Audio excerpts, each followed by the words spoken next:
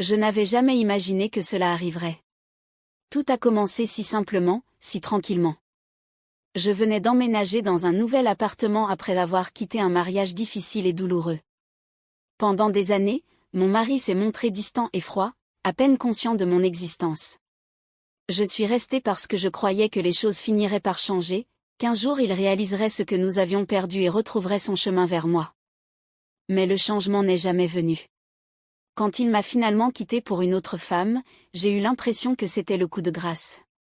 J'avais tout perdu, ma maison, mon bonheur et mon sens de moi-même. C'était comme si tout l'amour que j'avais donné avait été effacé, ne laissant derrière lui qu'un vide profond. Pendant des mois, j'ai erré dans la vie, dans le brouillard. Je ne me maquillais plus et je n'arrivais pas à me résoudre à regarder mon reflet dans le miroir. C'était comme si j'avais cessé d'exister dans le monde, me contentant de suivre le mouvement, espérant que chaque jour passerait plus vite que le précédent. Je ne croyais plus à l'amour. J'avais perdu tout espoir que cela valait la peine d'être poursuivi. La passion qui brûlait autrefois en moi s'était éteinte, me laissant froide et engourdie. J'avais l'impression de ne plus être belle. J'avais cessé de voir la femme que j'étais autrefois, celle qui avait des rêves, des espoirs et un cœur plein d'amour. Maintenant, tout ce que je pouvais voir, c'était quelqu'un qui essayait simplement de survivre. J'avais oublié ce que cela faisait d'être vue, d'être valorisée pour ce que j'étais. J'avais l'impression d'être devenue invisible, comme si je n'avais plus d'importance pour personne. Et d'une certaine manière, je n'avais pas d'importance pour moi-même. Le poids du vide que je portais était écrasant et je ne savais pas comment le combler.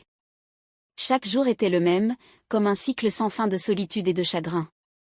Mon cœur était devenu un champ de bataille silencieux où la seule chose à laquelle je pouvais m'accrocher était le faible espoir qu'un jour, d'une manière ou d'une autre, je me sentirais à nouveau entière.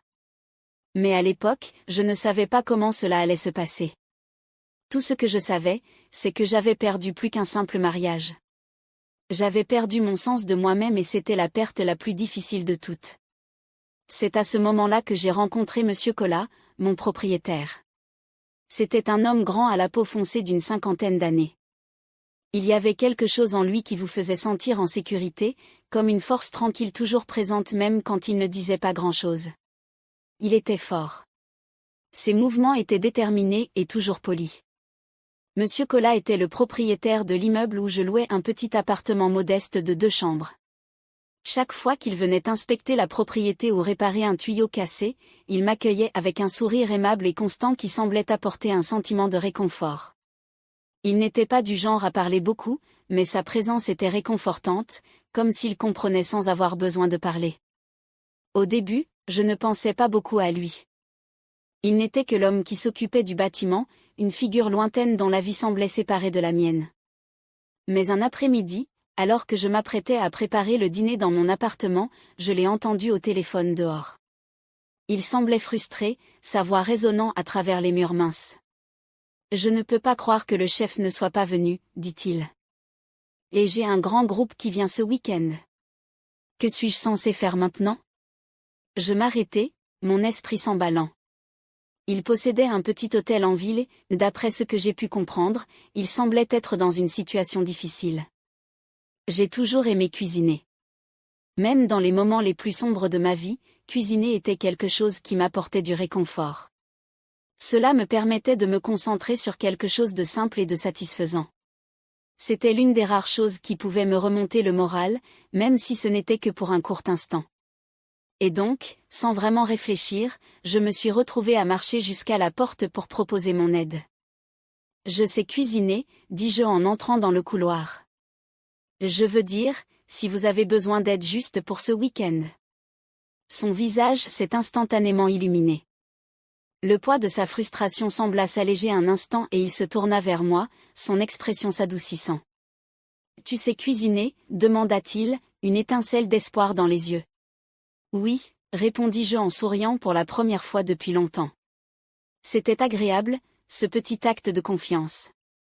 En fait, je suis plutôt douée pour ça. Il y eut une pause et je pus le voir traiter l'idée. Ses yeux ont scanné mon visage et après ce qui m'a semblé être un long moment, il a lentement hoché la tête. Ok, essayons. Dans cet échange simple, quelque chose a changé en moi. Je ne le savais pas à l'époque, mais j'étais sur le point d'entrer dans un nouveau chapitre de ma vie, un chapitre que je n'avais jamais vu venir. Et plus j'y pensais, plus je réalisais que cuisiner pour lui, quelque chose que j'aimais tant, était la première vraie chose que je faisais pour moi-même depuis longtemps. Le lendemain matin, j'ai suivi Monsieur Colas jusqu'à son hôtel. En franchissant la porte, j'ai été surprise de voir à quel point la cuisine était plus grande que ce que j'avais imaginé. Ce n'était pas seulement un endroit pour cuisiner, c'était comme un espace plein d'énergie et de potentiel. Le personnel était sympathique, m'accueillant comme si j'appartenais à cet établissement et j'ai immédiatement retroussé mes manches, attaché mon tablier et me suis plongé dans le travail. J'ai décidé de préparer un festin. J'ai préparé du risolof, du poulet grillé, des bananes plantains frites, de la soupaie, le genre de nourriture qui pourrait faire que n'importe qui se sente chez soi. Alors que je travaillais, j'ai ressenti une étincelle que je n'avais pas ressentie depuis des années, un feu que je pensais éteint depuis longtemps. Lorsque les invités ont goûté la nourriture, leur réaction était tout ce dont j'avais besoin. Certains ont même demandé à rencontrer le chef derrière la magie, leur voix remplie d'éloges. Lorsque Monsieur Colas goûta la nourriture, ses yeux s'écarquillèrent de surprise puis s'adoucirent avec une véritable admiration. « Tu es une bénédiction », dit-il doucement, comme s'il ne pouvait pas croire aux délices qui s'offraient à lui. C'est meilleur que tout ce que nous avons servi ici. J'ai souri, un vrai sourire, celui qui touche au plus profond de moi. Quelque chose en moi se sentait à nouveau vivant, quelque chose que je n'avais pas ressenti depuis si longtemps. C'était comme si j'avais redécouvert une partie de moi-même que je croyais perdue. Pendant les 2 semaines suivantes, j'ai continué à aider. Chaque matin, je me rendais à l'hôtel pour préparer les repas et plus je travaillais, plus je m'amusais. Au début, Monsieur Colas a insisté pour me payer, mais au fil du temps, ce n'était plus l'argent qui comptait pour moi. C'était le sentiment d'être nécessaire, d'être vu, d'être à nouveau valorisé. Je ne faisais pas que préparer des repas. Je donnais une partie de moi-même et j'avais l'impression que c'était un cadeau en retour.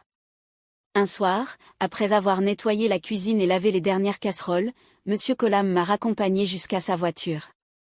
Son visage était sérieux, mais il y avait de la douceur dans ses yeux. Il marqua une pause puis demanda « Puis-je t'emmener quelque part ?» « Où ?» demandai-je, un peu surprise, ne sachant pas où cela pourrait mener. « Juste un endroit calme », dit-il d'une voix douce. « Tu as travaillé si dur. Tu mérites de te détendre. » J'hésitais. C'était étrange, mais il y avait quelque chose dans sa présence calme qui me faisait me sentir en sécurité. J'ai hoché la tête. D'accord. Il m'a conduite à la suite VIP de l'hôtel. Dès que nous sommes entrés, j'ai été surprise. La pièce était paisible avec une musique douce jouée en arrière-plan. L'air sentait la rose et une douce lumière brillait dans les lampes. C'était un endroit qui vous donnait envie de vous asseoir et de respirer profondément, comme si le temps pouvait ralentir un instant. Monsieur Colas m'a ouvert doucement la porte, s'écartant avec un sourire chaleureux. « Les dames d'abord », a-t-il déclaré.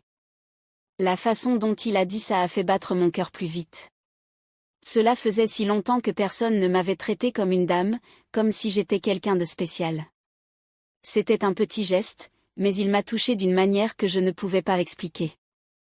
Nous nous sommes assis sur le canapé et il nous a versé du jus. Nous avons parlé pendant des heures, la conversation coulant facilement entre nous. Pour la première fois depuis longtemps, je me suis retrouvée à parler à quelqu'un de la douleur que j'avais emportée avec moi après mon mariage, du vide, du sentiment d'être invisible, comme si j'avais perdu l'essence même de qui j'étais. Je lui ai raconté comment j'avais cessé de me sentir comme une femme, comment l'amour auquel j'avais cru autrefois semblait n'être plus qu'un lointain souvenir. Il écoutait sans m'interrompre, ses yeux ne quittant jamais les miens, comme s'il comprenait chaque mot que je disais. Et puis, quand j'ai eu fini, il a dit quelque chose que je n'oublierai jamais. Sa voix était basse et sincère.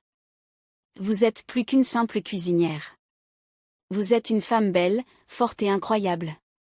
Tout homme qui ne voit pas ça est un imbécile. » Ces paroles ont pénétré profondément en moi, comme une graine plantée dans un sol fertile. Je n'étais pas seulement une cuisinière. Je ne faisais pas que survivre. J'étais digne d'amour, de respect, d'être vue pour qui j'étais vraiment. Pour la première fois depuis longtemps, je me suis permis d'y croire. Mes yeux se sont remplis de larmes tandis que je le regardais. Un flot d'émotions me submergea. Sans dire un mot, il tendit doucement la main et essuya mes larmes avec ses doigts. La tendresse dans son toucher m'a fait me sentir en sécurité, comme si j'étais enfin autorisée à lâcher prise. Puis, sans hésitation, il m'a embrassée. Ce n'était pas n'importe quel baiser. C'était lent, doux et plein de sens. Je ne me suis pas éloignée. Je ne voulais pas. J'ai fermé les yeux, me laissant ressentir quelque chose que je n'avais pas ressenti depuis des années, voulu, désiré, aimé. À ce moment-là, tout le reste s'est estompé. C'était juste nous, perdus dans la connexion que nous partagions. Il ne s'est pas précipité. Il a pris son temps, savourant chaque instant avec moi. Son toucher était doux, comme s'il me comprenait d'une manière que personne d'autre n'avait fait. Il parlait doucement, ses mots comme une mélodie qui apaisait les parties de moi qui avaient été brisées. Il m'a regardée comme si j'étais la seule femme au monde, comme si j'avais de l'importance. Cette nuit-là, pour la première fois depuis si longtemps, il m'a fait me sentir à nouveau comme une dame, comme si j'étais précieuse, digne d'attention. Le lendemain matin, je me suis réveillée dans ses bras. J'ai ressenti une paix que je n'avais pas connue depuis des années. Il m'a serré contre lui, sa chaleur m'entourant et m'a murmuré à l'oreille, « Tu mérites le bonheur ». Ces mots, si simples et pourtant si puissants, ont changé quelque chose en moi. C'était comme si un poids avait été enlevé de ma poitrine et pour la première fois depuis si longtemps, je me suis permis de croire à nouveau à la possibilité de l'amour. À partir de ce jour, tout a changé entre nous. Nous avons continué à travailler ensemble à l'hôtel, notre lien se renforçant de jour en jour. Mais il ne s'agissait plus seulement de travail. Nous sommes devenus plus proches que je ne l'aurais jamais imaginé. Notre lien s'est approfondi d'une manière qui semblait naturelle, sans contrainte. Il m'appelait tous les matins juste pour entendre ma voix. Il a commencé à apporter des fleurs à mon appartement, même si je lui avais dit de ne pas le faire. Mais je ne l'ai jamais arrêté. À chaque fois, il me souriait avec la même chaleur et je ne pouvais m'empêcher de lui sourire en retour. Un après-midi, je ne pouvais plus garder mes soucis pour moi. Je lui ai dit, les gens vont parler. Tu es mon propriétaire. Je ne veux pas d'ennui. Il m'a regardé, sa main trouvant la mienne et il a dit avec une douce fermeté, laisse-les parler, je n'ai pas honte de toi. As-tu honte de moi? Je l'ai regardé dans les yeux et mon cœur s'est gonflé. Non, murmurai-je, à peine capable de dire la vérité qui se cachait en moi. Son sourire était chaleureux, plein de réconfort. Eh bien, dit-il. Cette nuit-là, nous sommes retournés à son hôtel et une fois de plus, il m'a fait me sentir comme une dame délicate, douce, belle. Avec lui, il n'y avait pas de jeu, pas de prétention, juste de la gentillesse, de l'honnêteté et de la passion. Il a touché mon corps avec respect, ses mains douces mais sûres. Il a embrassé chaque cicatrice sur mon cœur et à chaque baiser, je me sentais un peu plus guérie. Dans ses bras, je me suis sentie jeune à nouveau, vivante d'une manière que je pensais avoir perdue à jamais. Pour la première fois depuis des années, j'ai compris que peut-être, juste peut-être, je pouvais me laisser aimer à nouveau. Un soir, alors que le monde extérieur était enveloppé d'un silence apaisant, je me suis retrouvée à plonger mon regard dans le sien. Il y avait dans ses yeux un calme, une sérénité qui effaçait tout ce qui nous entourait. Je ne savais pas d'où venaient les mots, mais ils ont jailli avant que je puisse les retenir. Ça ne me dérange pas de tomber enceinte pour toi, dis-je, ma voix à peine un murmure. Ses yeux s'écarquillèrent et pendant un instant, il fut surpris par mon audace. Es-tu sérieuse? Demanda-t-il, sa voix mêlant incrédulité et émerveillement. Oui, répondis-je, ressentant un immense sentiment de clarté m'envahir. Tu m'as fait me sentir à nouveau vivante. Pour la première fois depuis des années, je peux voir l'avenir. Je veux porter ton enfant. Je veux recommencer avec quelqu'un qui me voit vraiment, pas seulement comme je suis maintenant, mais comme j'ai toujours voulu être. Il m'a regardé longuement, puis avec un doux sourire, il m'a attiré dans ses bras. Alors, nous allons procéder étape par étape, murmura-t-il, sa voix pleine de chaleur. Pas de pression, juste de l'amour. Ces paroles ont profondément touché mon âme. À ce moment-là, j'ai eu l'impression d'avoir enfin trouvé un endroit où j'appartenais. Nous n'avions pas besoin de précipiter les choses. Nous devions simplement laisser l'amour que nous avions l'un pour l'autre grandir naturellement, sans contrainte ni attente. Ainsi, jour après jour, nous avons fait exactement cela. Les jours se sont transformés en semaines. À chaque instant qui passait, nous nous rapprochions. Il y avait des matins où nous nous réveillions à la douce lumière du lever du soleil, nous tenant simplement l'un l'autre tout en parlant de nos espoirs, de nos rêves, de nos peurs et de nos regrets. Dans ces moments de calme, j'avais l'impression que le monde nous appartenait et que nous pouvions le partager. D'autres fois, nous rions comme des enfants, plaisantant sur des détails insignifiants comme le fait que je n'arrivais pas à trouver la meilleure façon de préparer des œufs brouillés ou qu'il trébuchait toujours sur ses lacets. Cela n'avait pas d'importance. Chaque rire me semblait être un morceau de bonheur dont j'avais oublié comment profiter. Il m'emmenait à des rendez-vous, me traitant comme la reine que je n'aurais jamais pensé pouvoir être. Il m'apportait des fleurs sans raison et me regardait avec une telle tendresse que j'avais l'impression de me voir pour la première fois depuis longtemps. Belle, digne d'amour et de bonheur. Bientôt, mes voisins ont commencé à remarquer le changement en moi. Il y avait une lueur sur mon visage, quelque chose qui n'était pas là depuis des années. Une femme vivant à côté m'a surprise dehors un matin et m'a souri d'un air complice. « Tu as l'air différente, dit-elle, les yeux pétillants, encore plus heureuse. » Je lui ai souri en retour, sentant une chaleur se répandre en moi. « Peut-être que je le suis, ai-je répondu, même si je savais au fond de moi que j'étais plus que simplement heureuse. J'étais à nouveau entière, mais un matin, quelque chose n'allait pas. Je me sentais un peu étourdie. J'ai attribué cela au stress, à la joie immense des nouveaux départs et au poids du changement. Cependant, alors que les étourdissements persistaient pendant des jours, une petite sensation lancinante commença à s'agiter en moi. Un soir, j'ai donc acheté un test de grossesse juste pour me rassurer. Lorsque les résultats sont apparus, j'ai regardé les 2 lignes sur le bâton. Je clignais des yeux, incapable de comprendre pleinement ce que je voyais. Mes mains tremblaient tandis que je tenais le test, mon cœur battant la chamade. Ce n'était pas possible, n'est-ce pas? Je n'aurais jamais pensé que ce jour arriverait, pas après tout ce que j'avais traversé. Et pourtant, c'était là, écrit noir sur blanc, 2 lignes. Je suis resté là, figé pendant ce qui m'a semblé être des heures. Le monde semblait immobile autour de moi. J'entendais le doux battement de mon cœur dans mes oreilles tandis que j'essayais de traiter ce que je ressentais, choc, excitation, peur et un sentiment de gratitude écrasant. Quand je lui ai finalement dit, je pensais qu'il serait peut-être choqué, peut-être même effrayé. Mais au lieu de cela, il m'a souri, ses yeux pleins de chaleur et de tendresse. Il n'a pas hésité, n'a pas faibli. Il m'a embrassé doucement sur le front et murmura, « Tout ira bien. » Le poids de ces mots, si simples et pourtant si puissants, m'a submergé. J'ai ressenti une vague d'émotions me traverser et une fois de plus, mes yeux se sont remplis de larmes. Mais celle-là était différente. Ce n'étaient pas les larmes d'une femme perdue et brisée. C'étaient des larmes de joie, de plénitude, de découverte de quelque chose que je pensais être au-delà de moi, de l'amour, de la guérison et un avenir. Alors que je fixais le test de grossesse, le tenant fermement dans mes mains, j'ai réalisé quelque chose de profond. Le vide qui m'avait suivi pendant si longtemps, les cicatrices qui m'avaient laissé avec un sentiment d'incomplétude avaient finalement disparu. Le passé n'était plus une ombre sur mon avenir. À sa place, il y avait quelque chose de brillant, quelque chose que je ne m'attendais pas à trouver, une paix profonde, un sentiment d'appartenance et la promesse d'un avenir que je pouvais façonner.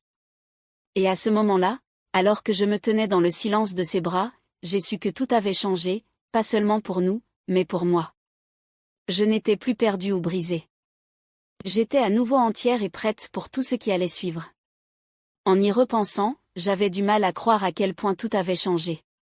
Qui aurait pensé que le simple fait de proposer de cuisiner pour quelqu'un pourrait conduire à cela? Je n'aurais jamais imaginé qu'en aidant Monsieur Colas avec un petit repas, je trouverais une âme bienveillante qui m'aimerait si complètement. La vie a une façon de nous surprendre ainsi, de nous apporter la guérison sous les formes les plus inattendues. Parfois, les personnes qui nous aident à guérir ne font pas de grands gestes. Elles n'annoncent pas leur arrivée avec de grandes promesses. Elles viennent tranquillement avec des mains douces, un cœur tendre et une manière de nous montrer que nous sommes dignes d'amour, même lorsque nous ne le ressentons pas nous-mêmes. Maintenant, chaque matin, je me réveille avec ses bras enroulés autour de moi. La première chose que je vois, c'est son sourire chaleureux. Le même sourire qui me faisait autrefois sentir que je n'étais pas invisible. Il me regarde comme si j'étais la plus belle femme du monde. Ce regard, cette tendresse me font me sentir chérie. Et maintenant, avec un bébé en route, j'ai quelque chose de plus à quoi m'accrocher, une nouvelle vie grandit en moi, un avenir plein d'espoir. Pour la première fois depuis longtemps, j'ai l'impression d'avoir à nouveau une raison de vivre. Quand je lui ai proposé pour la première fois de l'aider à cuisiner, je pensais que c'était juste pour être gentille. Je n'avais aucune idée que mon simple geste mènerait à un amour si profond et qui changerait ma vie. Je n'aurais jamais imaginé que la cuisine deviendrait le lieu où mon cœur serait réparé, où j'apprendrais à faire confiance à nouveau. Mais parfois, la vie a une drôle façon de nous conduire exactement là où nous devons être, même lorsque nous ne nous en rendons pas compte. Je me souviens de la première fois où il m'a appelée « Dame ». C'était comme un rêve, comme si quelqu'un avait enfin vu la femme que j'étais, la femme que je pensais avoir perdue à jamais. Monsieur Cole m'a fait me sentir spéciale, pas seulement dans la façon dont il me regardait, mais dans la façon dont il me traitait, comme si j'avais de l'importance. Et quand il m'a embrassée cette nuit-là, ce n'était pas précipité ou forcé. C'était lent, doux et rempli de soins. Il ne m'a pas seulement embrassée. Il a guéri des parties de moi dont je ne savais même pas qu'elles étaient brisées. Il ne m'a pas seulement fait me sentir à nouveau comme une dame. Il m'a aidé à croire à nouveau en moi. J'avais oublié ce que cela faisait de se sentir belle, de se sentir désirée. Mais avec lui, j'ai redécouvert tout cela. Son amour m'a rappelé que j'étais plus que mon passé, plus que les cicatrices que je portais. Et maintenant, avec un bébé en route, j'ai l'impression qu'un tout nouveau chapitre commence. Un jour rempli de promesses, de joie et d'un amour que je n'aurais jamais imaginé pouvoir avoir. Quand je regarde ma vie aujourd'hui, je réalise le chemin parcouru, de la femme qui ne reconnaissait même pas son propre reflet dans le miroir à celle qui se réveille chaque jour avec un cœur plein d'amour. Je pensais que je n'aidais qu'en cuisinant, mais ce que j'ai reçu en retour était bien plus que ce que j'aurais pu espérer. J'ai été aimée, vraiment aimée, d'une manière qui m'a guérie de l'intérieur et je n'oublierai jamais cela.